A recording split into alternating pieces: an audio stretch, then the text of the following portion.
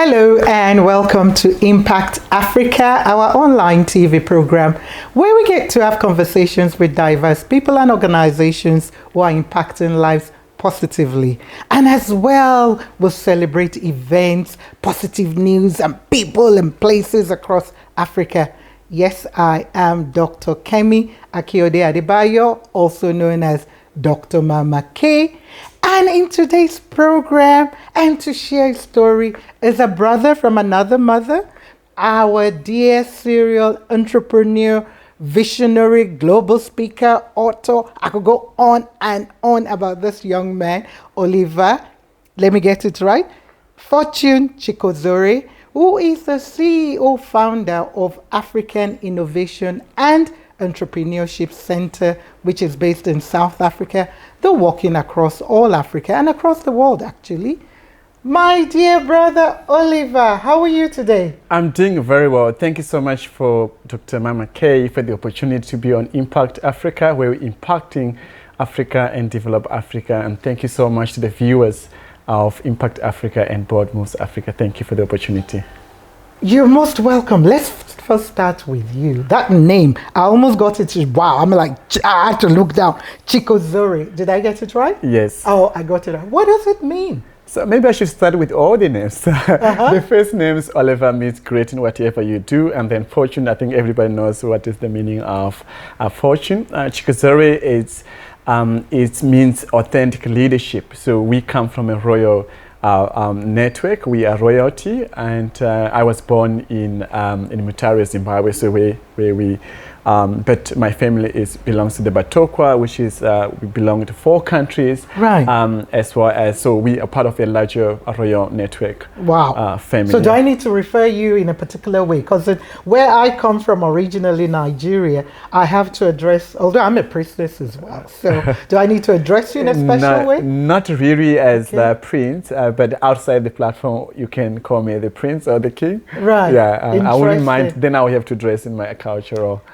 So tell us about family and growing up. So you were born in Zimbabwe, and what's your position in your family? You're first, last? What position are you? So growing up, my mom is actually South African. So she was born in a place called Middelburg. Middelburg it's very close to Gauteng. It's part of Gauteng, actually. It's in Mpumalanga. And my father was born in Mutare, Zimbabwe, which is Shona. Growing up, I was born in a very rural village in the Vumba Mountains. I'm part of a family of, my mother had 7 children. I'm number 4, but I'm the second boy, which means because my brother died, so I become the head of the family in terms of our culture as a man. So I take responsibilities of the family. My father had many wives, so he had about 8 wives. I can relate. Oh, 8 wives. He's still getting married. 3. Oh my word! And which is a little bit, we joke about it, but yeah, we just have to appreciate its culture. So that's how I was born, and I went to my primary education there in Mutare. But I always believed that we should all live in a better place. So after school, I joined the army, involved in the military intelligence. That's how I get to know Ghana. I was a diplomat in Ghana, working on espionage. I learned a lot from there. But 2 years in the army, I was 19, and I had a tipping point where my mom was insulted at a pre-Christmas dinner. So from that day, I told my mom, the whole world is going to know about us and about your last name. You don't have to do anything. I have to do something. So I turned that experience into positive. So that's how I grew up. I did business administration at African University, but I also did economics. And so that was. So when did you come to South Africa? Because we have family in South Africa, we have family in Limpopo, we have family in Gauteng, we have family in Middelburg.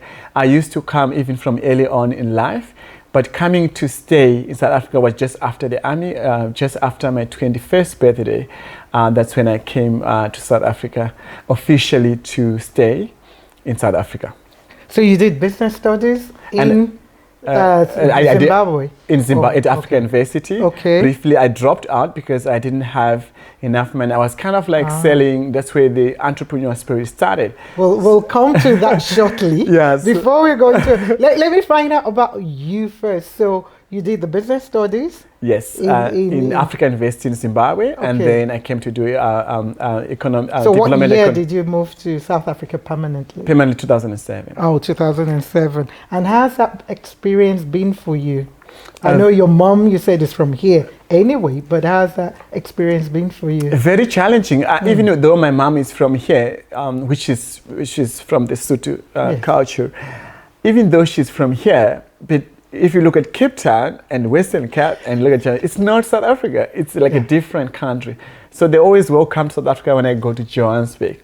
So the very first 2 years in South Africa was very challenging because it's a different culture. You're young, you're coming from the army, you're very young, you don't understand the language, which is Afrikaans dominant. In Stellenbosch, what I loved more was that the church was helpful. So I always felt like there was, I had a family, even though I was struggling for the first 2 years to understand the language and the culture. Right. Yeah, but it has been a great and a lot of learning. So how many languages can you speak? Because obviously Shona. I speak up to 9, but I can master none of them. With languages, the more you speak, the more you learn. And sometimes you can just hear, and because you first hear, then you can speak. So, but I can speak quite a lot. I'm even learning Spanish at the moment. At the moment because of the nature of the work that we do. And it also allows us, when we working with, especially around the entrepreneurship space, to make people feel comfortable despite where they come from or the language that they speak. Right. Yeah. So now let's go back to what you said about when or how you got into business. What was your first business that you started? And how or why? Okay, so my first business was selling eggs and vegetables, which was sending myself to high school and my first academic at Africa University. But I think the entrepreneur... That was what age? 19 or 17? Before then. Before that, okay. I think from the age of 12, I was already helping mom. Right. And I always have my own money, extra money. I use that money. I go buy vegetables. I go buy from the university farm and eggs. I sell at because we were living at the Mutale Polytechnical College, so which is like the hostels. Okay. And I always have clients. So that was my very first business. In South Africa, my first business was a car wash. So I didn't have a job. I was studying and it was very challenging. And one day I woke up in the morning, I was sitting there and I was looking in the sky and I just come up with this, I just say, no more waiting queues, no more waiting lists, service at your doorstep. So I wrote a flyer in an A4, went to print at the library. I had, I think, about 17 runs. So printing was 50 cents a copy. So I printed almost like 36 copies. I posted in people's letterbox. That's how I started. My pastor wrote, Reverend Austin Jackson wrote a recommendation letter. Wow. So I started getting some work. Then someone donated a bicycle from church. It was a student living. And then a year later, I got a space where Nissan Stellenbosch is today. Actually, Nissan is here because it was my recommendations. Wow. After that. So that's why I got a car wash space. And then I ran that business for 2 years. Wow. So after car wash business, what else did you get involved in? So after car wash business, you know, when as a small entrepreneur, you are very arrogant. You think you know, everybody owes you, and so you don't... I like the way you're so real there. Okay. Yeah, you're very, very arrogant, and you also don't know how much to you don't have good financial understanding, because a successful entrepreneur understands 3 things. The manufacturing of a product, and one should be able to market it, but as well as good financial understanding. And you don't have much good financial understanding.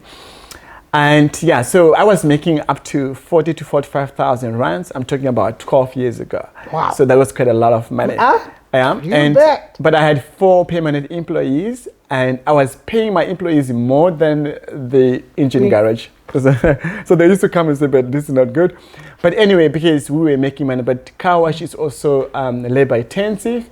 So I built a business where they say you can never build a business because Stellenbosch is very tight, it's very racist, and as a black person, it was very hard.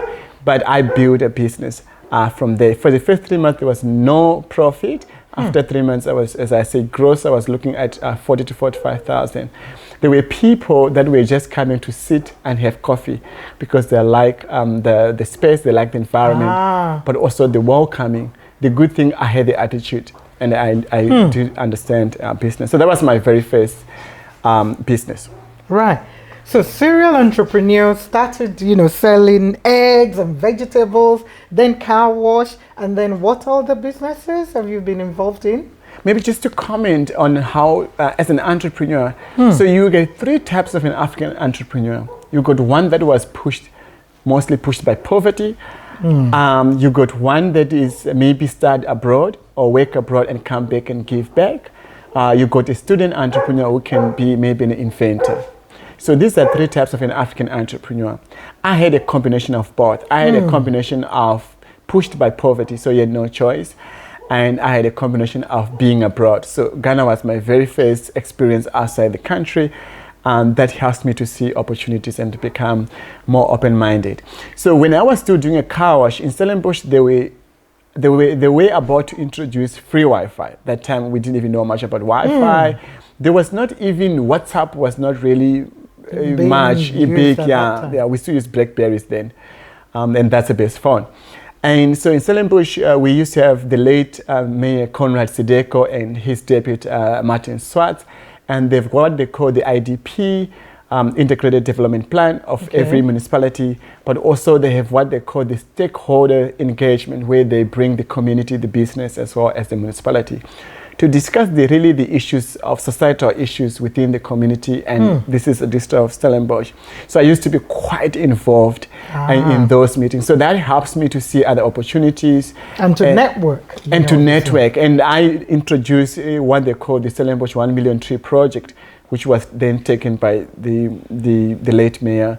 And now the Stellenbosch municipality is still running it. So if you go to Checkers in Stellenbosch, there's a park behind Checkers. There's a line of trees on both sides. As you walk, one of the trees, it's my tree. It's called Oliver. It's youth. Oh, you named it. Tree. Wow. We had to name it. So everybody planted a tree. I have to name it. Well so done. Then that helps me and my relationship, because I was studying and working, running a business. That helps me to see other opportunities, because I lost that business. That other business, because I was a little bit arrogant, but also they were unhappy that an African is running successfully a business in Stellenbosch. So they make it difficult for me to acquire the space.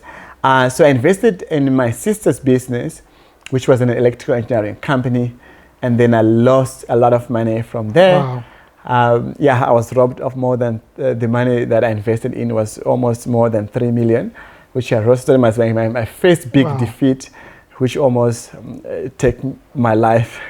But anyway, and then I start the company, AIEC, was started as an NGO first. Right. I was just going to come. So AIEC, for those, just joining on, African Innovation and Entrepreneurship Center. Yeah. So it was started as an NGO. And which year? It was a different name. It was actually started just before the car. It was started in 2011. Okay. But officially was 2013. Right. But 2011 we were just a space. But we started as a training company. So we were developing, as economists, we were developing mentorship programs. Because if you look at every year, the president or the mayor of a city or the premier talk about, we need to create jobs, we need an integrated plan. But the government cannot create jobs. It is entrepreneurs who can create jobs. Correct. The government should create a conducive environment. So they work on the policy that is conducive. So then I was building, but I started as a different name. So I was looking for something, because to develop Africa, to develop a society, you start from the grassroots, from the minority, which is women and youth. So my name was Ingambu Project. Ingambu means roots in Xhosa. Okay. Means roots. And then we changed the name later when we realized that we as an NGO, we're struggling to get funding and support, because there's lack of trust when you are a new entry into the business, and also trusting small Black entrepreneurs to manage funds as an NGO. It was a challenge, so we struggled. That's why we turned into an enterprise, a business management consultants. And then we say to ourselves, every 10% of what we produce every year goes into a project. So we were now supporting music, project Stellenbosch University at Entler. We're supporting early childhood development in Sirius. This year we're supporting the 4am group of the 5 girls that are doing the cultural music. So we support different organizations. We also want to support Amakrimba, which is a new educational project in Kailicha. So that's what we do in terms of our community engagement. But African Innovation and Entrepreneurship Center is really an independent center that facilitates the next generation of entrepreneurs in Africa. And you see some of our themes, we talk about unlocking the African hidden potential, but also how do we harness African ideas and inventions to have a global impact and take them to the globe.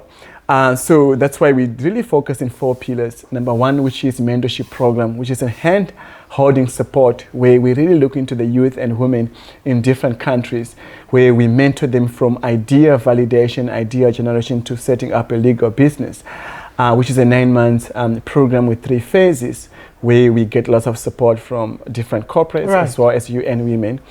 We also have, we also do investment facilitation as well as advisory services. One of the biggest challenges in Africa to set up a big project, we need funding, and business needs funding. Of course, we don't deal with grant, we deal with loan or equity.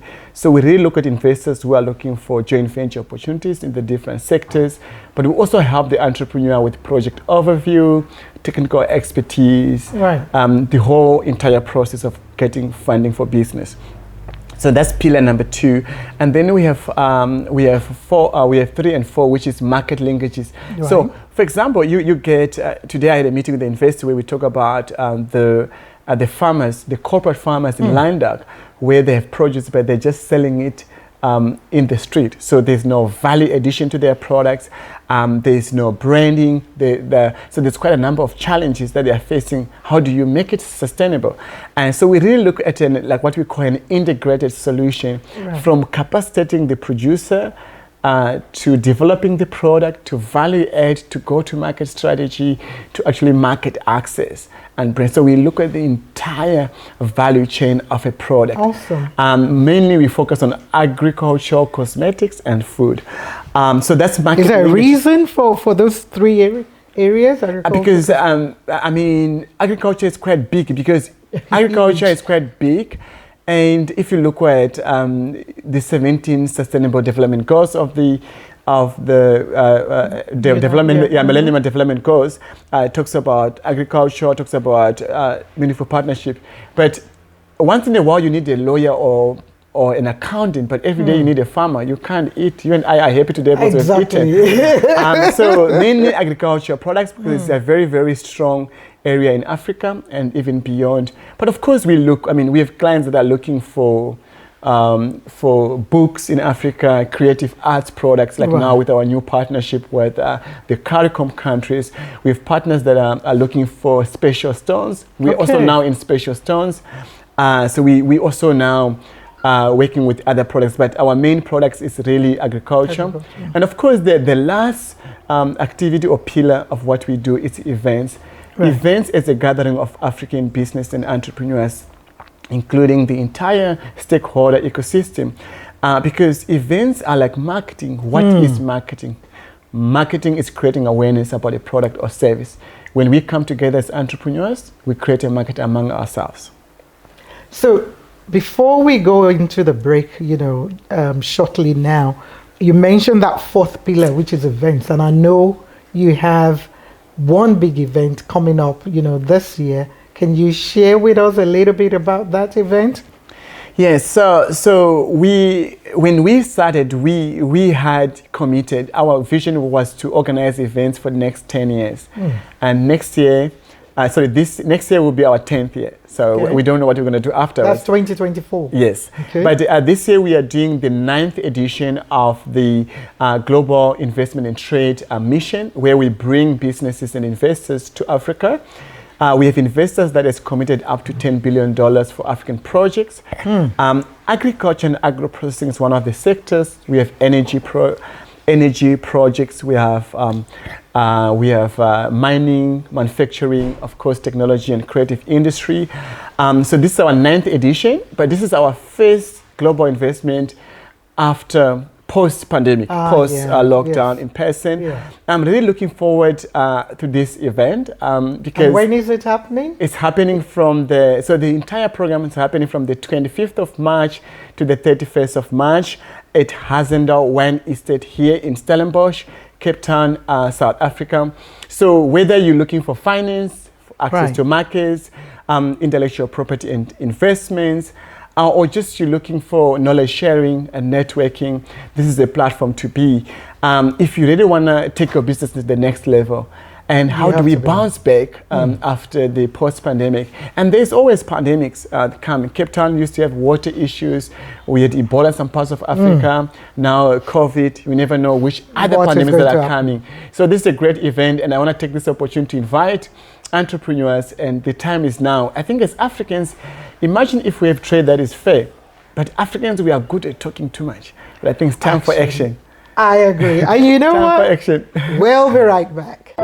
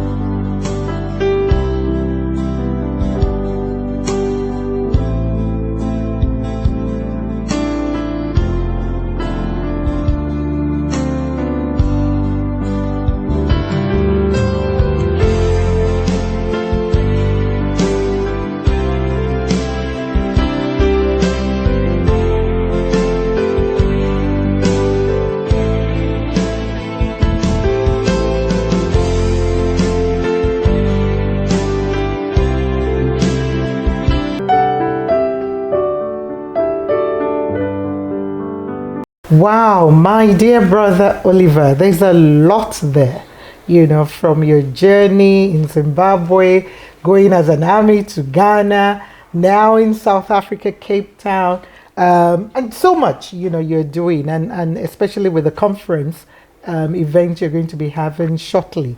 So what have you been mostly proud of for you as a serial entrepreneur?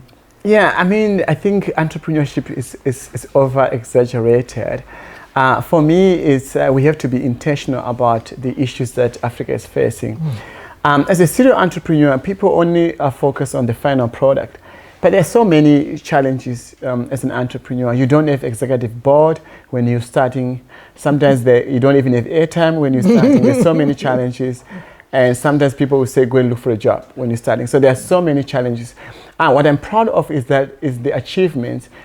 For me, success means freedom. It does not mean that a lot of money. It means freedom to be able to engage on different levels, to be able to address societal issues, focus on issues of development, creating jobs, empowerment, and sharing of knowledge. So I'm proud about the blessings that of God, of my achievement, that through a negative experience, I turn that into positive. And also when you start as a serial entrepreneur, there are so many challenges because you think everybody's going to support you, but nobody really helps you in your venture in reality. And it's a shrewd, business is shrewd, but I'm much more proud about the achievements, the team. I have a very, very strong team that keeps me in line in what needs to be done. So I'm proud about the team. I'm proud about myself. I'm proud about the vision that we have, because our vision is not just about us making money. Our vision is much more intentional, that let's create an environment and build the Africa that we want. The intra-Africa trade will not work if we do not unite as Africans. The issues of xenophobia, we are not xenophobic as South Africans, but there are minor issues that we have to address and acknowledge. So Africa needs to unite in order for us to develop. We don't need the Europe or the West. We need each other to develop first before we can bring others. So I'm much more proud with my team and the achievements. So can you share with us 3 things? I know it might be difficult that for you value most. I think I can already guess, but I want to hear it from you. And why? Number 1, I value God, because without Him, I'm nothing. Even when I let go of Him, He will never let go of me.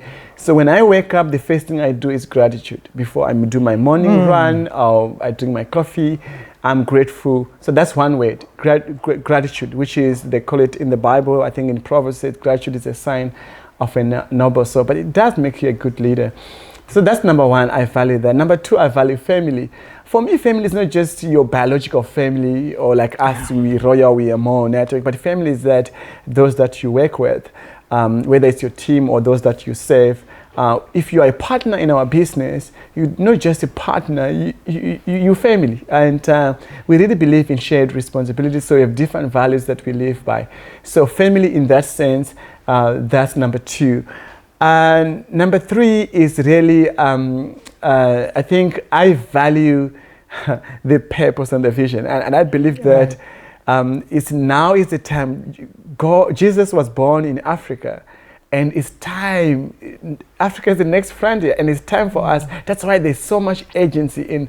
We have been talking, and now we have to address it. I wrote a book called The African Hidden Potential, and I said that there's so much potential. What's the name of the book? So the name of the book that I wrote, that's why I wrote it, is called African Hidden Potential. Okay. But there's so much potential in Africa that we have to unlock.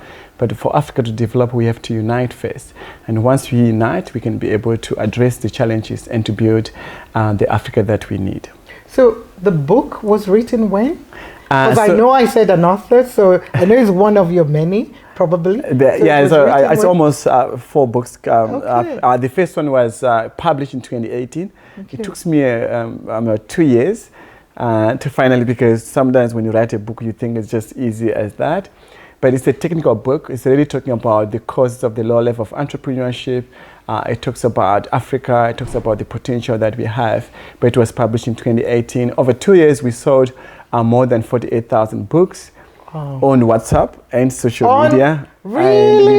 And we made up to $1 million USD in profits. So that was surprising. Can we still get that book? I need to read it. Yeah, it was a limited edition, but you can still get a book. Okay, we can still get a book. We'll share the details out there. So what motivates you, my dear brother? What to write a book, or not to just you generally, because obviously, from working and, we're planting a tree, selling eggs, washing cars, developing entrepreneurs, working with women. What motivates you? It's purpose. Because it's purpose. One of the 3 things that because a life without purpose is nothing. Because if you are doing a business just to make money, you're going to give up, because there are so many challenges when the money is not there, and you still need to wake up and be driven to do what you have to do. So what keeps me going is passion and purpose, because we have a continent to build. And that's why I believe we should all live in a better place. So I'm driven by purpose. That's what motivates me to become better. You've shared, and that's huge, that's big. Yeah. So you've shared, there about your journey so far, which I believe was condensed, at which we had a long time, so we could. There are a lot of things I want to hear, so we're probably going to have a part 2 of this. But I'm just. They say time is the enemy of media. I know, right? Yeah. So, in terms of life lessons, that you've learned over the years from even age 12, up till now, can you share with us some of those, key life lessons for you that might be useful for younger Oliver, in Harare or in Mutare, Ethiopia or in wherever that person might be? I think the basic life skills. I think I respect culture, but I think it's really I think young men don't know what is respect, don't know what is to be loved because they don't receive love when they are young. But I think the life lessons for me, it will be more that, cooking, washing is basic life skills. You start there. If you can't make your own bed, that's why I like the army. Making your own bed is the first achievement of the day. So basic life skills of just be a homely person. That's number one. For number two is attitude, because business is not much about how much skills you have. Number one, business is attitude. People, they want to do business with those that they trust, but they've developed a relationship with. So you need to be able to have what they call 90% attitude. So my professor was a very smart guy. He said to me, you need to develop new two conducts every day. You will be more successful. So I would say you have a right attitude. And number three, everything that is worthwhile is a teamwork and takes time. So patience. Young people nowadays, they think you start a business today, you buy a Range Rover tomorrow. So they always look at the car that you drive, and it's not like that. So everything that is worthwhile takes time. I'm much more patient now than before. So yeah. Is that with age, I guess, as you grow older? I think it comes with age, but it also comes with a lot of understanding and experience, because when you're young, you think you know everything, you think everybody else is wrong. You're right, you know everything, but my father liked to call it, you're very stupid. And because sometimes we hear something, you want to act and you want to take a stick and beat somebody, but realize that it's not true. So I actually had an experience where one day my father, someone came. My father is known as wisdom and also from royal, so people will come for advice, and a man come to report. As we used to live in a double-story building, and we also used to have a double-story building opposite us. And this guy come and report, this guy have done this wrong thing to him. And my father asked me, he told him, please go, I'll call you after 3 days. And because my father wanted to send for the other guy to ask. So hear his story. Yeah. So my father said to me, if you were me in these shoes, how will you respond? He said, I'll take a big rubber I can get and beat this guy and break his jaws. He said, you're very stupid. Tomorrow I'm going to bring the other guy and let me see if you still have the same mind. So I brought the other guy. It was like the opposite of what the first guy had said. My father said, now you know both stories. How will you respond to this? I was afraid to respond to him because now he's going to call me I'm very stupid. So he said, I want to tell you something. You can ask me if to jump from that double-story building, if it's safe. I'm more likely to tell you that it's not safe because I've seen 99% or chances people jumping there and break their ankles. Maybe 1% people didn't break their ankles. So because of experience, I know. But in life, you see those two things next to your head? Listen. And when there's two people involved in a situation, it's more likely that the truth is somewhere in between. And it helps when you know the people involved. So I see how much it did help me in my engagement, especially when it comes to business and engaging with people. Yeah. Wow. You know what? That's deep. We'll be right back.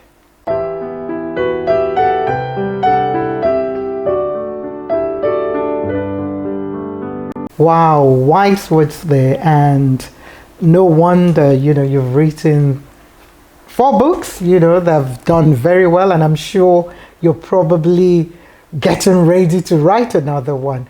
But let us now come back to Africa now, and your passion, your purpose, your skills.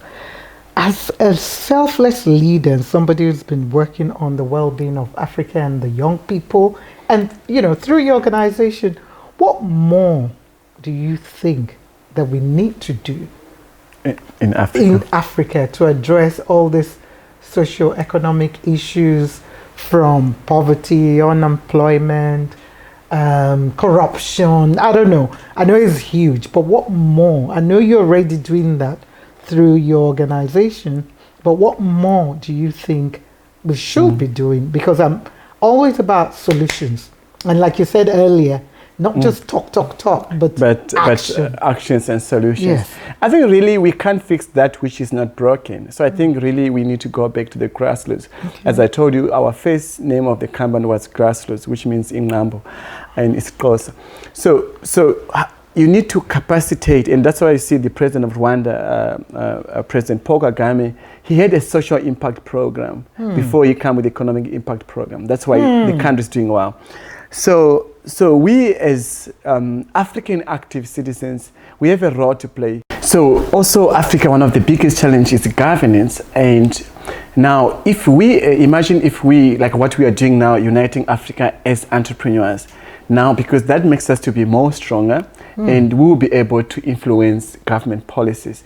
And women should be in government. Women, they expect that someone should bring them to the table, but I will always encourage youth and women to be active, but also to be involved in leadership and in government. That's why I like one of my colleagues, Dr. Nelly, who is running for president in Zambia on the upcoming elections, one of my speakers and mentors as well.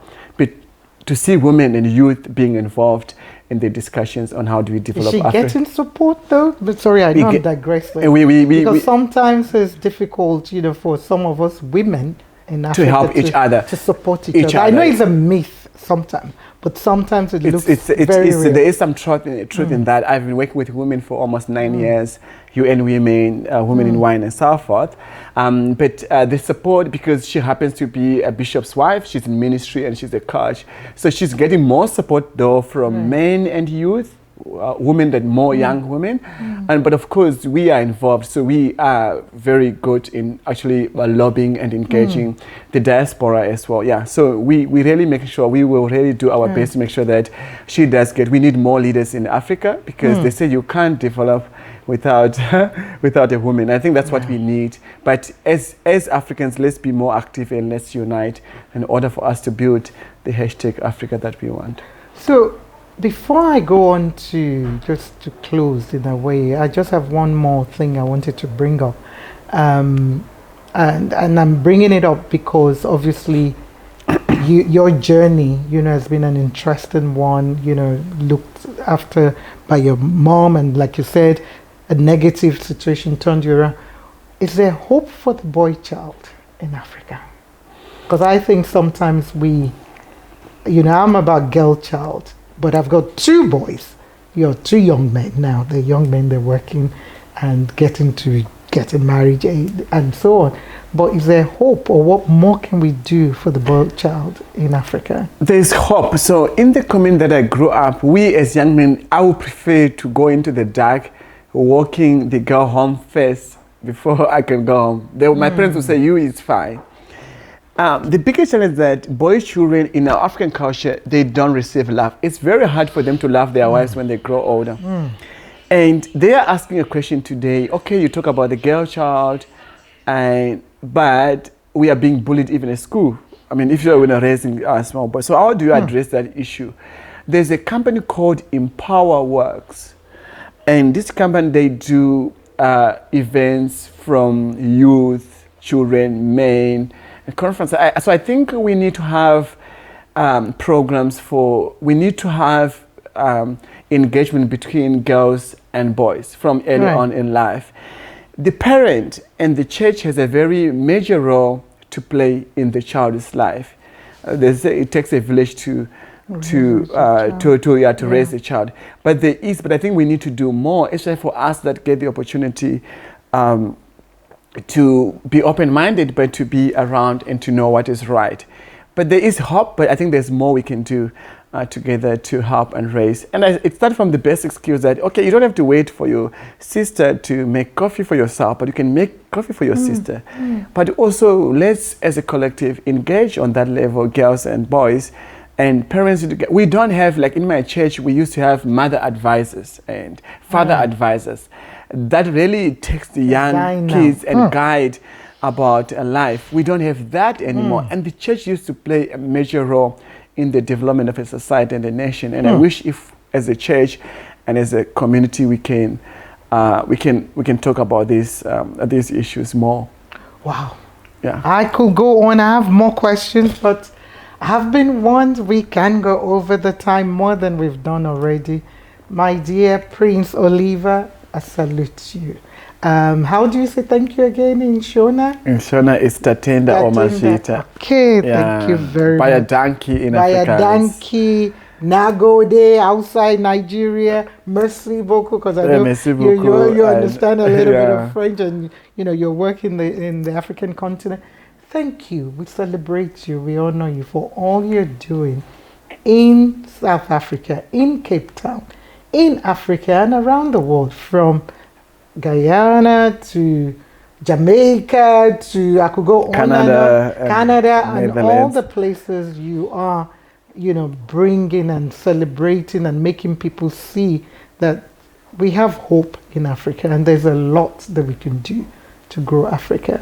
So I salute you, my brother, and we look forward to more of, AIEC growing and developing, man, to more books, as well, because we need to educate, the generation to come on various things. What you're experiencing, the legacy you're gradually building, we need to have it on paper and to pass it on.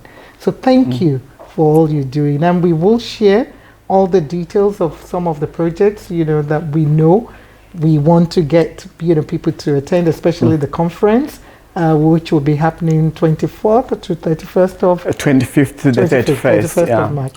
So we will share your Instagram details and all the social media handles.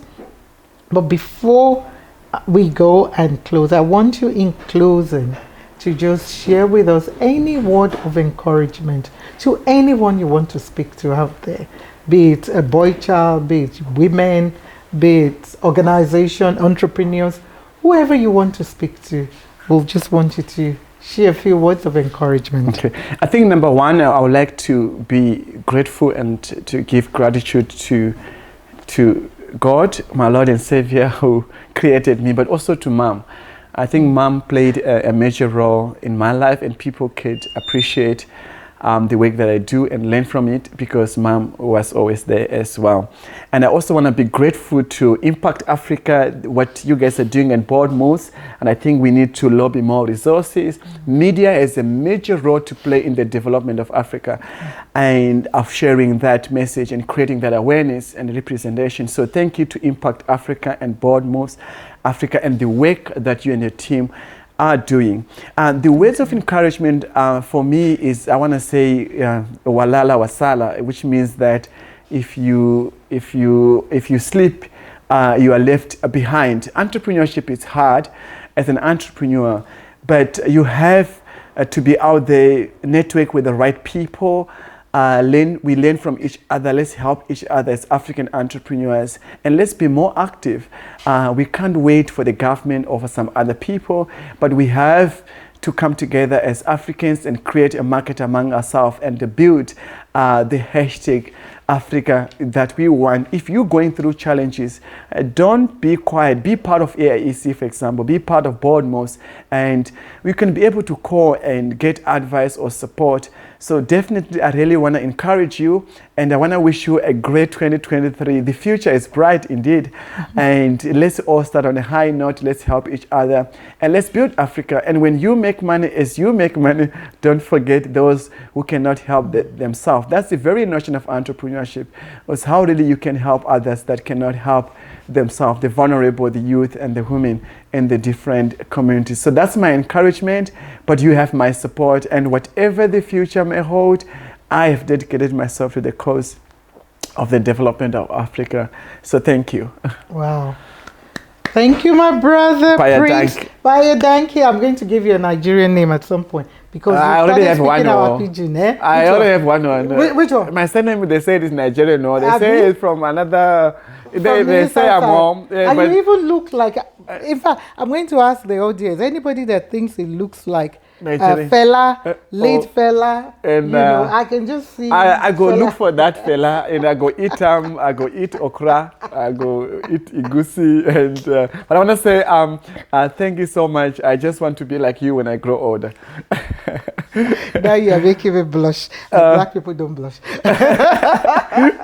It is well. But thank you. It is well indeed. But thank you. I celebrate you and wish you all the very best gods that you hold on to will continue to lift you, will continue to grow you, and will continue to use you for His purpose and to His glory. Yeah. Thank you. Thank you so much. And I want to say thank you to the team, Daniela, Frimpong, Dr. Alex, Mamrena, Lady Yu, Rebecca, all of you. I cannot mention. It's a big team, so I cannot mention all your names. Dr. Sonia, Jabulile, Princess Sepi. So I want to say thank you to them because they keep me in line. And thank you for everybody that is supportive to this vision of developing Africa. And of course, Impact Africa, we're going to impact Africa.